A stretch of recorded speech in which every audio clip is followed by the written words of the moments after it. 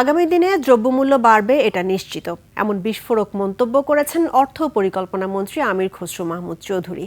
মধ্যপ্রাচ্য সংকট দেশের অর্থনীতিতে রক্তক্ষরণ তৈরি করেছে জানিয়ে মন্ত্রীর সাফ কথা, স্বল্পোন্নত দেশের তালিকা থেকে উত্তরণের জন্য একেবারেই প্রস্তুত নয় বাংলাদেশ। সাদাত হাবিবি সেতুর রিপোর্ট। I am Ox.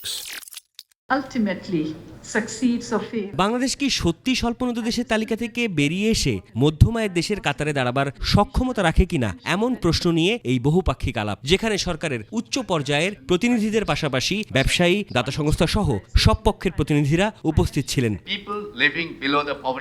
2022 সালে 18% মানুষ নতুন করে দরিদ্র হয়েছে। বেসরকারি খাতের বিনিয়োগ কমেছে, মূলধনী কাঁচামাল যন্ত্রাংশ আমদানি কমেছে রপ্তানি, খেলাপি ঋণ 36%।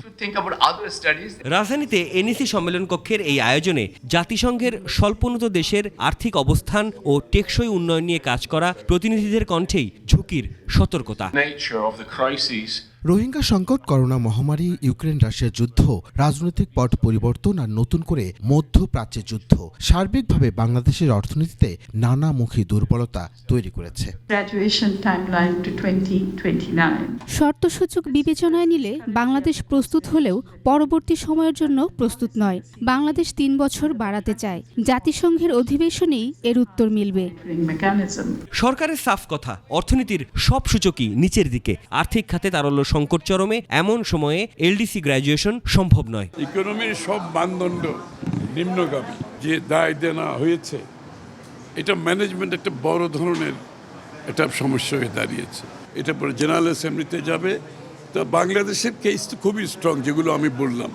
এই পরিপ্রেক্ষিতে গ্র্যাজুয়েশনের কোনো সুযোগ নেই। এ সময় সামনের দিনগুলো আরো কঠিন হবে, এমনই বার্তা দেন অর্থ ও পরিকল্পনা মন্ত্রী। টোটাল সাপ্লাই চেইন ক্ষতিগ্রস্ত হচ্ছে এবং সব কিছুতে আগামী দিনে দ্রব্যমূল্য বাড়বে, এ ব্যাপারে কোনো সন্দেহ নাই। আমেরিকাতে তেলের দাম দ্বিগুণ হয়ে গেছে, শ্রীলঙ্কাতে 25% বাড়িয়েছে, আমরা কিন্তু এখনো বাড়াই নাই।